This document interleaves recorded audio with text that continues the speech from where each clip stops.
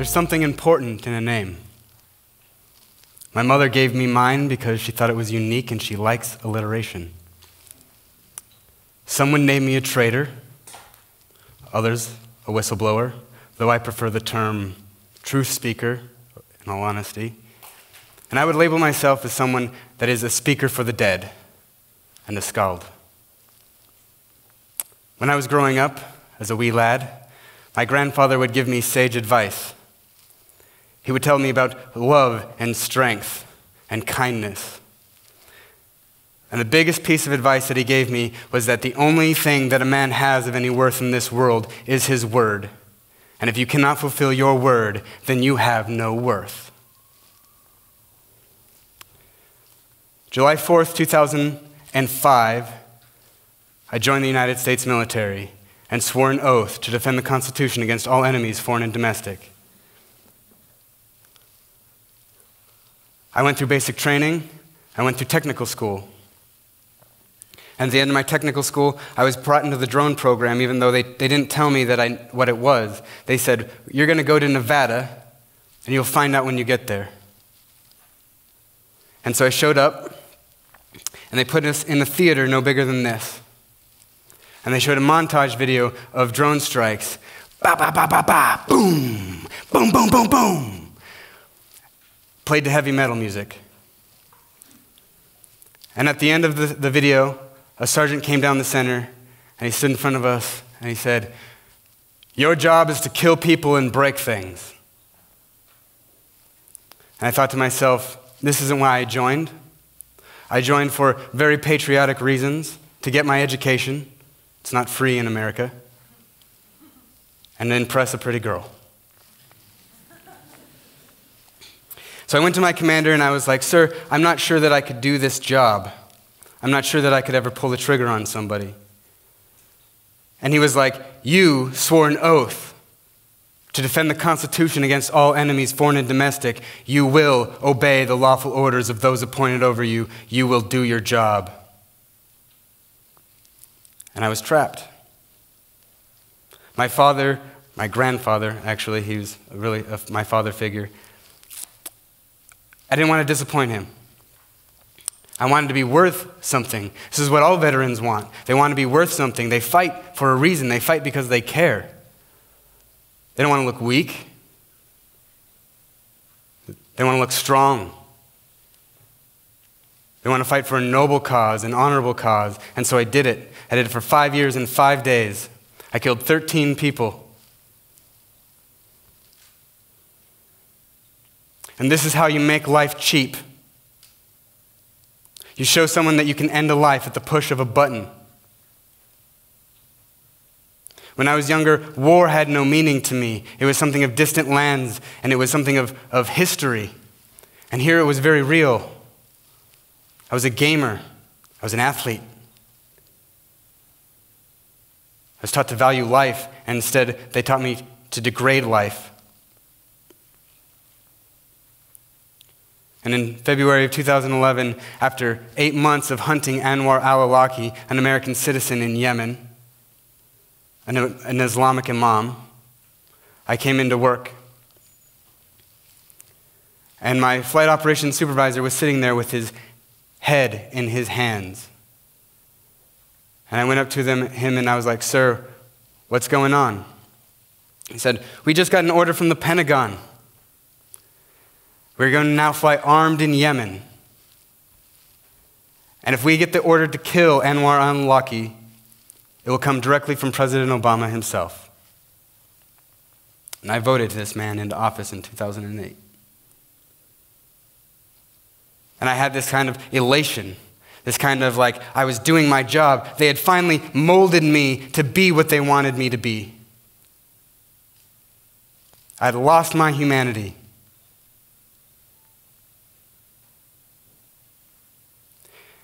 And I said, well, what's the problem? Leadership says that this man is a traitor. He deserves to die. We are hunting him down for a reason. And he looks at me and he says, Article 3, Section 2 of the United States Constitution states that even a traitor deserves a fair and free trial in front of a jury of his peers. We are now violating the oath that we swore to defend. And I broke.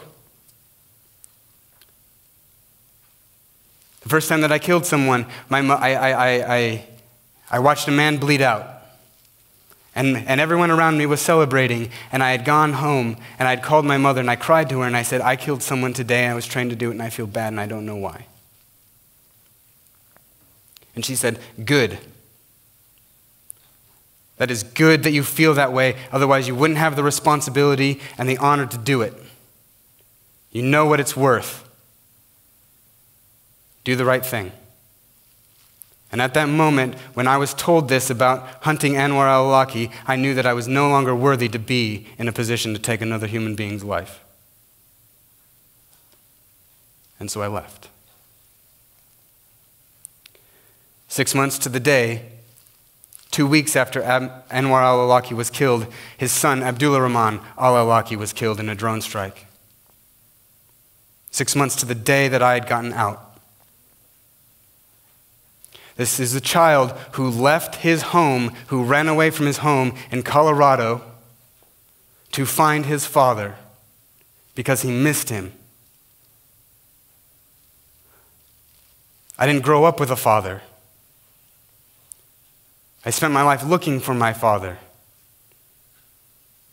And a year to the day that I got out, I met my father, and I met my 16-year-old brother.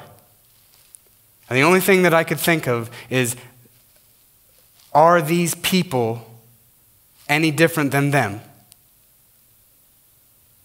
Is there anything that I could have done differently that would have prevented that? What is my contribution to this child's death, to an American citizen's death?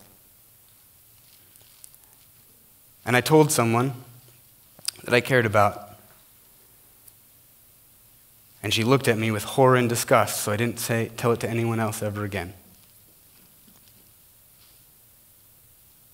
I was a monster to her. And then I ended up being injured, hospitalized, and I needed to clean my soul. And I was given the chance.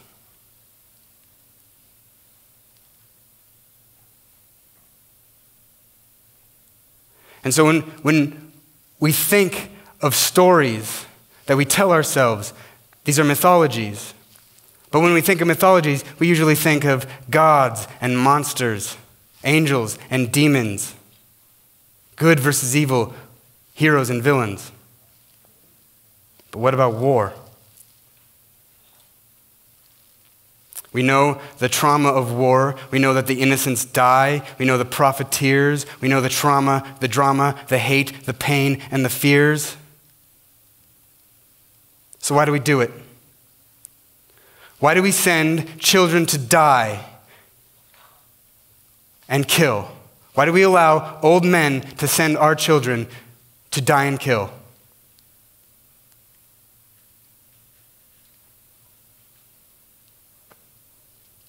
This is the world that our children will inherit. This is the world that we're giving them.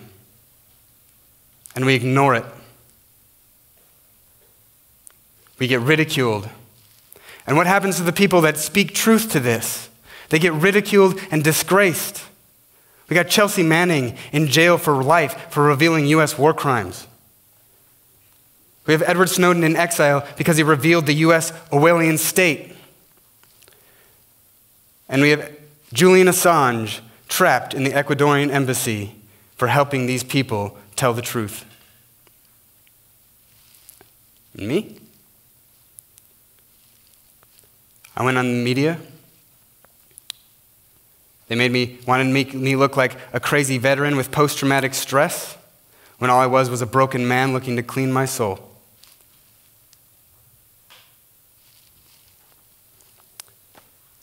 And I get hate. I've lost friends, I've lost family over this. I've had the U.S. government threaten me and my mother and attack my dog.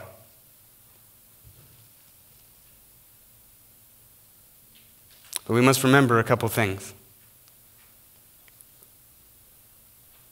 Our governments do not represent us in whole. They are not our countries. We're not oligarchies. We're not monarchies. We're not aristocracies. We're not corporatocracies. We are republics. We vote the people that represent us into office. They take orders from us, not the other way around. My country was founded upon one principle above all else, that you stand up for what you believe in no matter the odds or the consequences. It is on individual merit that we must speak, and it is a solemn and weighty responsibility, not lightly to be flung aside at the bullying of the press, pulpit, politicians, or government officials. We are humanity. We are not our governments. Their job is to take orders, not originate them. And so it doesn't matter what the press says. It doesn't matter what the politicians or the mob say. Your job is to plant yourself like a tree beside the river of truth. And when the world tells you to move, you push back and say, no, you move. Thank you.